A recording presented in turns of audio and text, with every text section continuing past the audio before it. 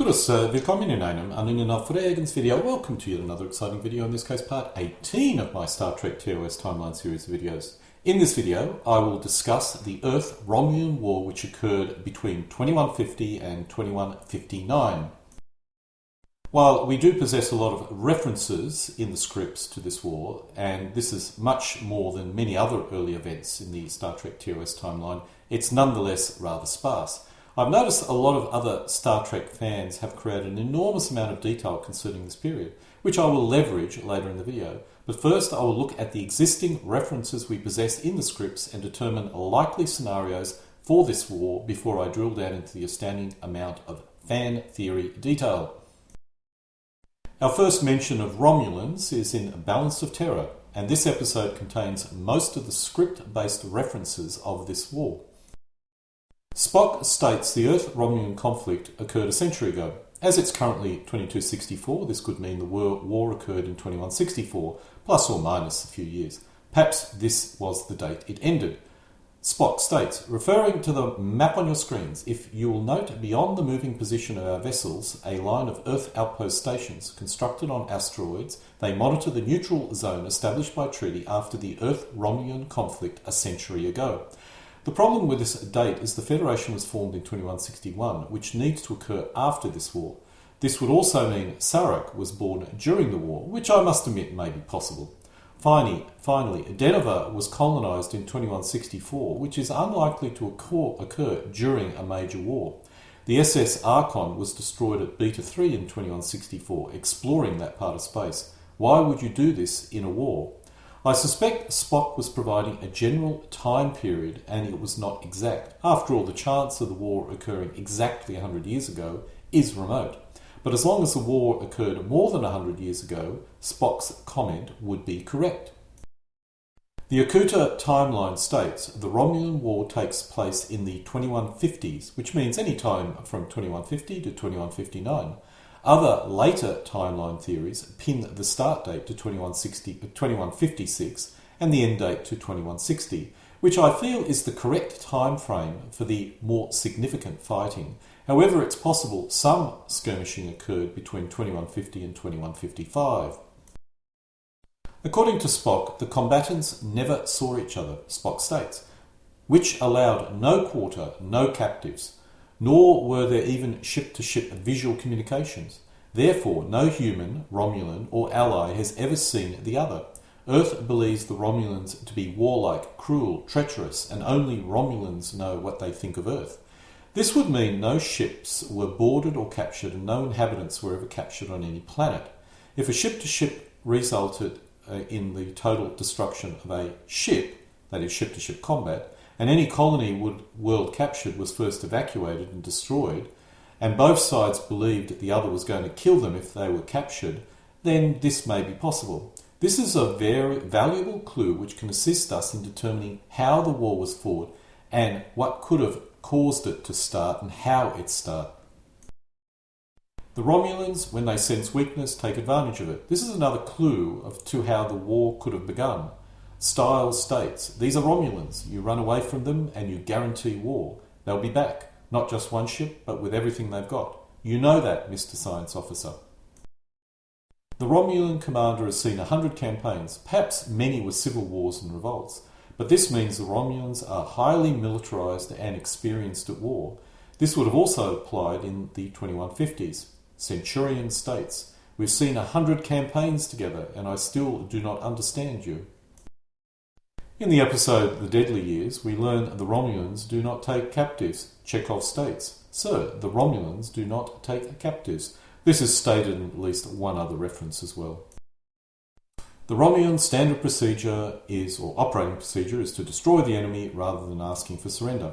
Teil, which is a Romulan, I am some Commander Teil of the Romulan fleet. Your ship is surrounded, Captain. You will surrender immediately or we will destroy you. Kirk then states, Lieutenant, mute the sound. They want something or they would have destroyed us by now. Spock replies, true, Captain. That would be standard Romulan procedure.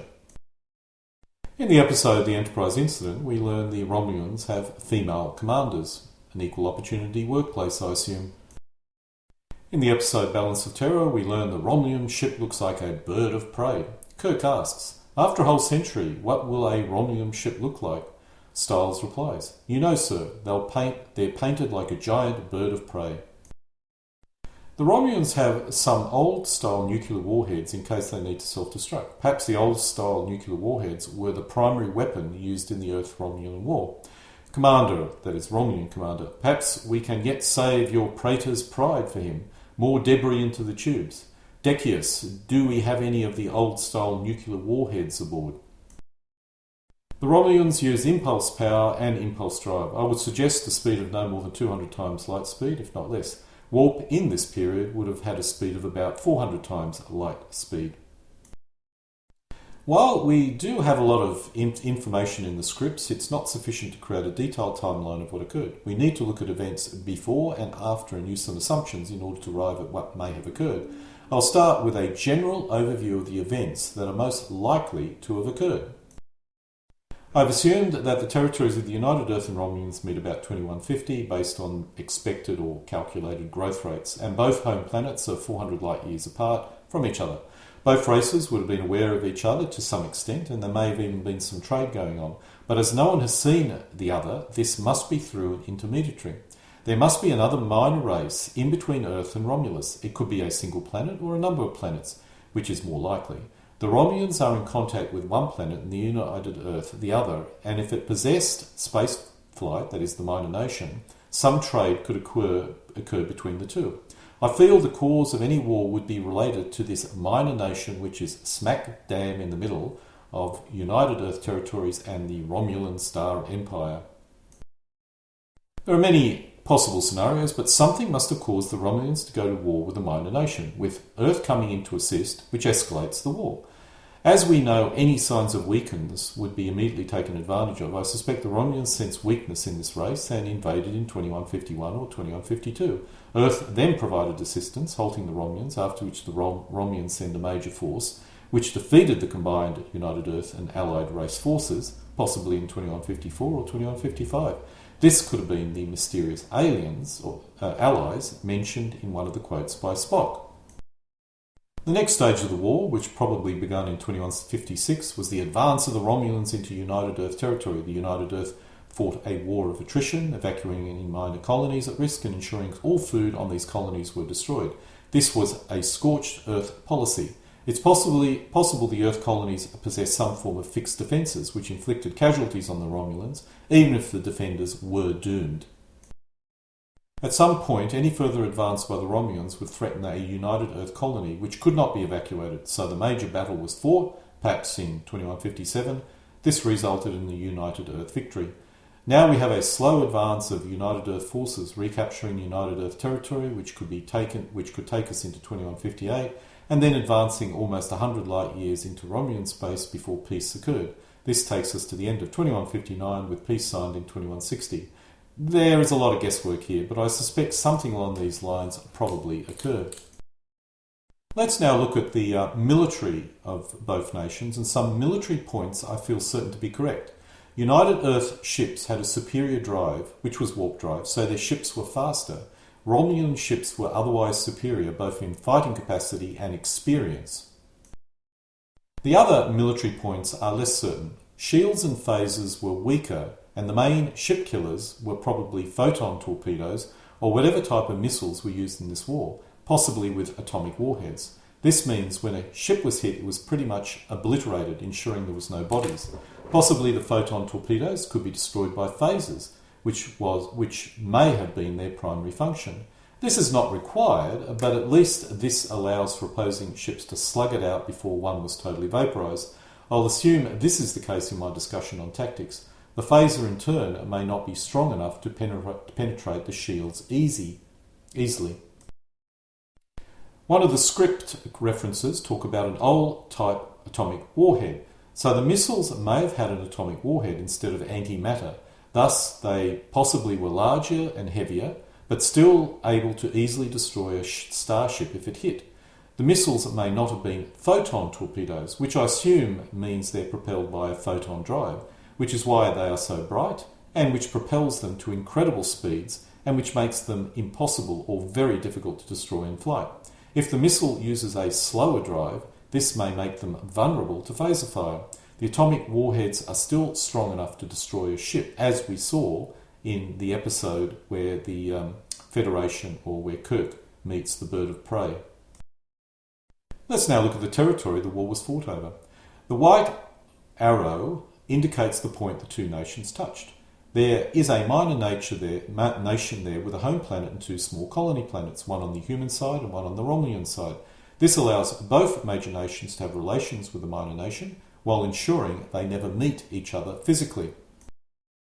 While I have to admit the events in the Star Trek series Enterprise only bears a superficial resemblance to the TOS timeline, as long as it does not conflict with the TOS timeline, using ideas from the season could be used to explain this mysterious minor nation.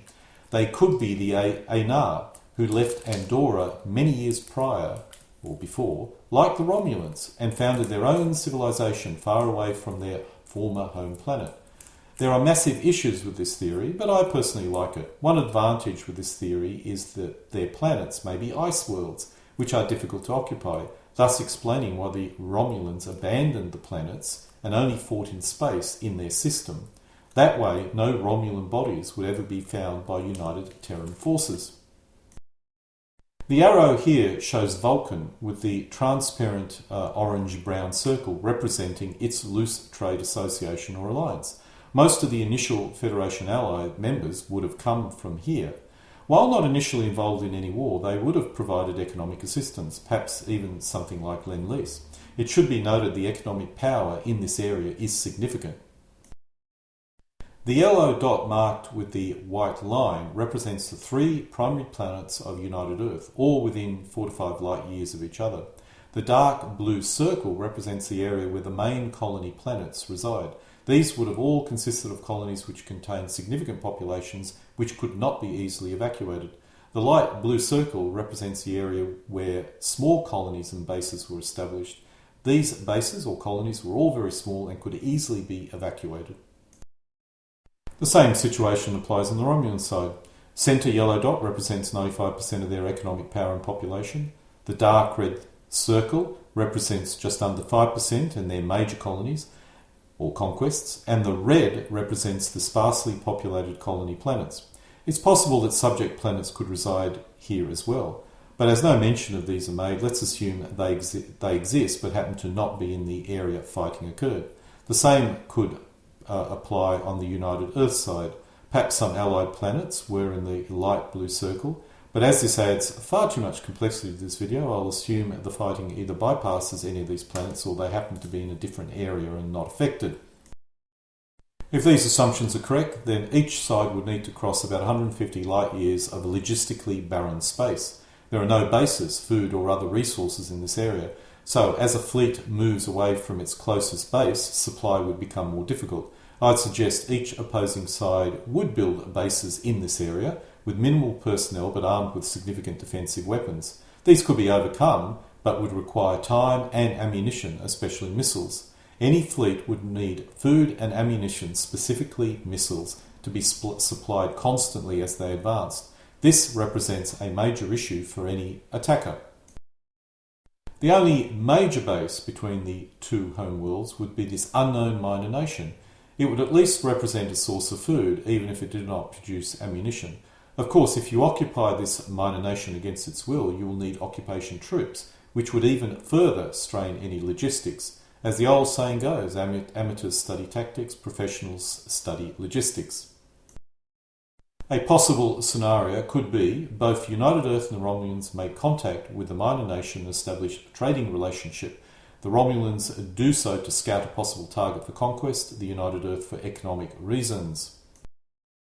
In 2051, the Romulans make unacceptable demands on the minor nation, which are rejected, and move a small military force into the major nation's territory, taking the colony by the end of 2051.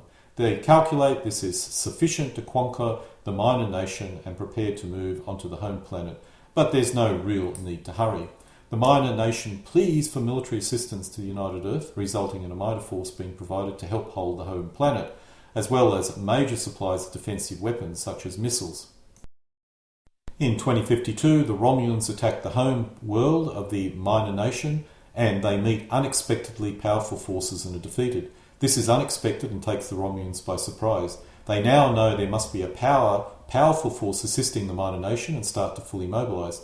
United Earth may be preparing for war, but they probably do not expect a major escalation to total war. It's been over 100 years since they last experienced a major war, and hope this war will not escalate. Basically, they've forgotten the lessons learned during the last major global wars, lessons which they will have to relearn here. This is common in human history. Nonetheless, they are moving to a war footing, just in case, but much slower than the Romulans. The period between 2053 and 2055 is of gradual increased escalations as reinforcements are pumped into the war zone. The Romulans are sending more reinforcements than the United Earth and finally inflict a crushing defeat by 2055, with a loss of the minor nation's home planet and remaining colony planet. In 2056, the Romulans now drive deep into United Earth territory, taking heavily fortified bases left behind by United Earth and suffering losses in their merchant fleet while supplying the main Romulan fleet. The United Earth leaves no food or useful resources behind, and any remaining bases are totally destroyed. But the Romulans are suffering losses and begin to have logistic issues. The United Earth fleet, while avoiding combat, slowly grows in strength as it retreats back to its core planets. As the Romulans get closer to the United Earth core planets, the United Earth finally makes a stand. If United Earth is defeated, then the Earth will be lost. If it wins, they will be able to survive. It's a desperate fight, with superior but slower Romulan spacecraft taking a heavy toll of the weaker but faster United Earth spacecraft. But the United Earth prevails and the Romulans retreat. United Earth advances quickly as the Romulans only have minimal defensive asset in United Earth territory, but when they get to the minor nation worlds, the advance turns into vicious fighting. Assisted by resistant forces on the minor nation planet, and with more significant assistance from the Vulcan Trade Association, the United Earth prevails and clears the system of Romulan spacecraft. I now have an issue. If the Romulans have ground forces, they would be physically seen by United Earth. So I have to assume the Romulans decided to evacuate these hostile planets and conduct the fight in space around the planets. This is a real stretch, but we need to keep the opposing sides from seeing each other. After the Romulans withdraw from the minor nation systems, it's now United Earth's turn to suffer losses as Romulan bases are neutralised one after the other, and their logistics, that's United Earth's logistics, becomes more difficult. United Earth has some advantages over the Romulans, but when the Romulans sue for peace, United Earth is happy to comply as they are suffering from logistic issues. This probably represents the final border between the two territories at the end of the war, which is 2159 or 2160. The yellow dotted line represents the border at the beginning of the war. The minor nation probably joined the Federation as one of its early members. I have no idea who this would be, and I suspect they spend most of the following years quietly rebuilding their shattered worlds. This video is mainly interested in the big historical picture, but some discussion about tactics is required in order to explain some of the events in my theory. The first is defensive facilities.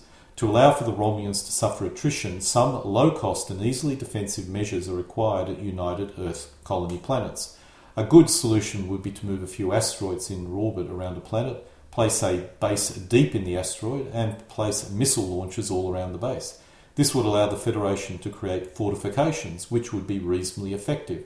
The Romulans would need to saturate the asteroid with missiles to destroy it, expending large amounts of missiles while suffering casualties from asteroid missiles. I could see the Romulans slowly moving closer to the asteroid until one side fires all their missiles. Firing first would provide no advantage and may even be a disadvantage. This bombardment would result in the destruction of the asteroid, but would inflict casualties on the Romulan spacecraft as well. Another effective defensive measure would be to pack small and light ships packed with missiles in these systems. And depending on speed and manoeuvrability, they could possibly avoid enemy missiles and become a very low-cost and effective defensive asset. This may be of being placed on the larger defensive asteroids. Fleet actions would consist of the two fleets approaching each other, manoeuvring around to provide some tactical advantage when they launched their missiles. The closer they could get, the less time the enemy would have to destroy the missiles with their phasers. Waiting for the right time to launch missiles would be the critical factor. as well as when those missiles are going to be, or where those missiles are going to be concentrated on. The idea would be to get as many missiles as possible on a single target at the same time to overwhelm their defences. If one missile got through, it would be over, Red Rover. Each fleet could throw several salvos of missiles at each other as they approached. It would be a rather chaotic and brutal battlefield to be involved in, and would result in terrible casualties. The Romulans would have had more experience and their ships stronger, but the United Earth ships would be faster and capable of flank attacks. It would be like the Roman legions against the Parthians back in ancient times. From this point on, I'm using the work of others to look at what type of spacecraft were used in the war. Apart from some very minimal script references, this all looks like total speculation, but it does not conflict with TOS scripts, and it may well be used in as a placeholder canon. I have to admit the work done by the person creating this is quite impressive, and I really wish to commend them. I'm going to be using the excellent Starfleet 2135-2161 guide, which may or may not be correct, but it's nice and detailed and fits the minimal facts I possess, so let's go ahead. The Ganges class frigate would have been obsolete in 2156 and may have well been in reserve when the war began. They would have been quickly taken out of reserve and brought into full operation service for this desperate war. I expect the Fearless class frigates would have been the primary merchant raiders of the United Earth Force. While weak, they would have been effective in picking off supply ships, which would have been a critical part of United Earth tactics. When United Earth went to war in 2051 or 2156, this was the most numerous warship. It was reasonably old, but probably took the brunt of the initial Romulan attacks. I expect all 70 of this class would have been in operation in 2156. This was the spacecraft which blunted the Romulan attack and pushed the Romulans back. I expect it would have suffered pretty horrible casualties. The Freedom class vessel may have been effective in merchant raiding, but it was probably mainly deployed with the main fleet to provide forward scouting. Supporting the Daedalus class was the less numerous Einstein light cruiser class. While this may have been more modern and in some ways more effective, it was a light cruiser, so I assumed it would have been a light vessel, probably held on the flanks. The Sarajevo assault ship would have transported the ground troops, if required to liberate a minor nation planet. As it turned out, it was probably never needed. I expect the Intrepid class vessels were still being commissioned when the Romulans appeared in 2051, but all 8 ships would have been in service when they were required to take their place in the fleet. This represented a reasonably modern force, but they were light cruisers, so thus probably occupied the flank positions. We finally get a replacement to the Daedalus class with the NX cruiser. The NX cruiser was much heavier and the first ship commissioned at the start of the war. I expect the building of the ship would have been fast-tracked, and I expect most of them would have been ready for the climatic battle in 2057. Perhaps 3 were not ready. I suspect these vessels were a match for the Romulan spacecraft, and with experienced crews could take them on an equal basis.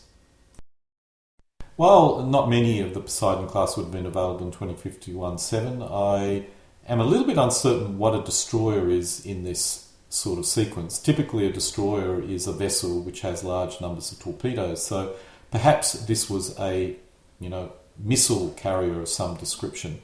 Nonetheless, they would have almost certainly taken their place in the fleet.